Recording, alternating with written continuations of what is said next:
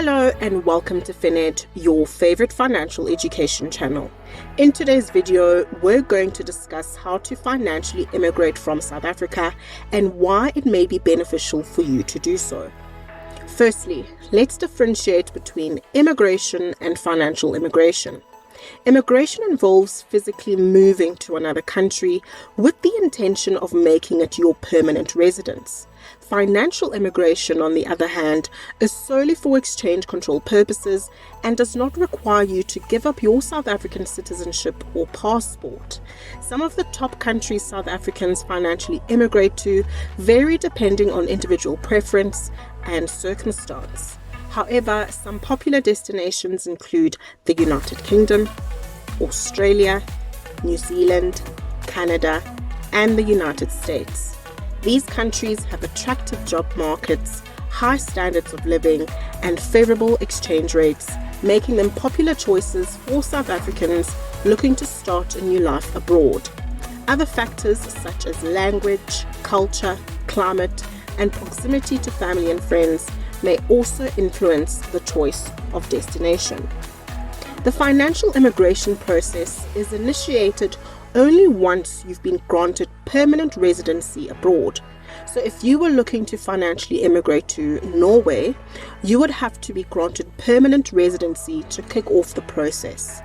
Thereafter, it involves informing and changing your residence status with the South African Revenue Service, SARS, and South African Reserve Bank, SARB.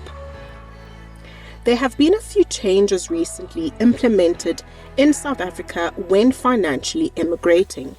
We will cover the old process first so that we can better highlight the changes and what the new process is. The first step was to fill out the MP336 form, which is an immigration form that must be completed to apply for your foreign capital allowance. You'd then need to submit an original or certified copy of this form, along with other supporting documents, to a South African commercial bank. If you no longer had a local bank account, you may have submitted it to any other authorized commercial bank operating within South Africa. If you'd already immigrated and wish to transfer your remaining assets overseas, you'll have to apply for an immigration tax clearance certificate with the South African Revenue Service. This application can be quite a process and will include showing SARS evidence of all remaining assets in South Africa. However, if you had no more remaining assets in South Africa and have lived abroad for more than 5 years, you'll be able to financially immigrate without obtaining a tax clearance certificate. This process is considerably simpler and quicker than a full immigration. After your application has been approved, the proceeds of the sale of your remaining assets in South Africa will be deposited in an unblocked rand account. They can then be transferred abroad from this account. The concept of immigration and the South African Reserve Bank's approval process via the MP336B form has been terminated. Instead, the event of an individual ceasing to be a resident for tax purposes in South Africa is now relevant for tax purposes. As from 1 March 2021, applications for tax clearance certificates for individuals ceasing to be a tax resident are processed by SARS based on a new dispensation where SARS will confirm that the taxpayer has ceased to be a resident for tax purposes.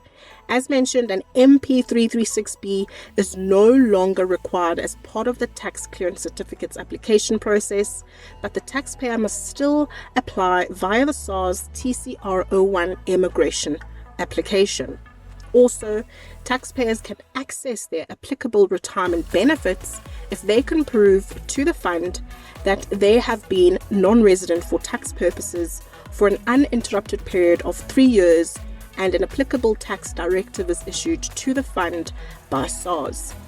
The approval for international transfer AIT was introduced by SARS on April 24, 2023.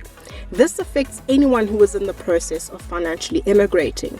The new AIT application consolidates the foreign investment allowance and the immigration tax clearance applications into one form. According to the South African Revenue Service, the new process is designed to rationalize and speed up its approval system as an increasing number of taxpayers request third-party verification, including tax clearance approvals for the remittance of funds abroad and immigration. The removal of the requirement to apply to immigrate financially by the South African Reserve Bank has necessitated changes to SARS's processes and forms.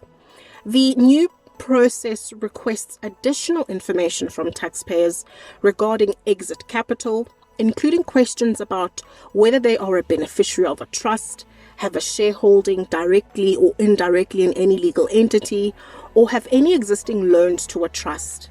Taxpayers are also asked to indicate their tax residency status under which the transfer is made. Tax experts and practitioners have welcomed the new process and see it as a positive development in the context of the Common Reporting Standard on the automatic exchange of financial information. The new process is aimed at ensuring that all the tax that should have been paid has been paid, and if not, SARS can address any non-compliance through a verification or an audit. It is important to note that the new process should not be seen as a surprise or as the introduction of more restrictive exchange control policy, as SARS has alerted recognized controlling bodies in October last year that its processes would be aligned with legislative changes.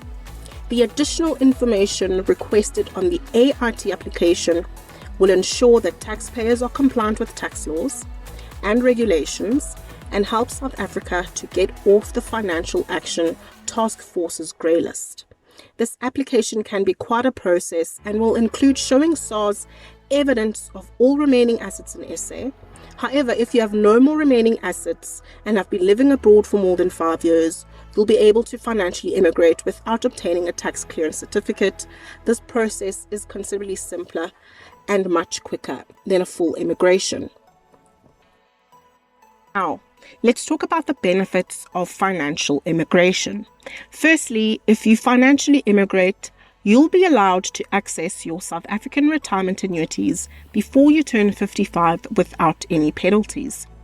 Secondly, once you've successfully completed the financial immigration process, you'll be able to transfer your future South African inheritance funds out of the country without being subjected to the SA resident exchange control process.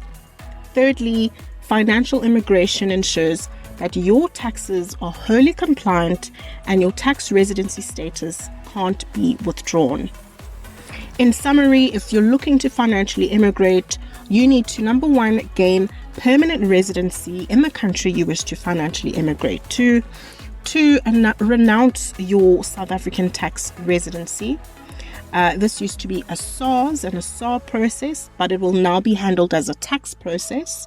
This includes, amongst other things, declaring all your assets, ensuring all your tax affairs within SA are in order, and ensuring you will be able to transfer these to your new country of residence. And number three, follow the AIT process. It's important to note that financial immigration can be a very complex process. Various potential barriers and complications can arise. Therefore, it's always best to seek professional assistance. There are companies out there that specifically deal with this business of helping you financially immigrate. Thank you for watching our video on how to financially immigrate from SA. If you found this information helpful, please like and subscribe to our channel for more valuable insights.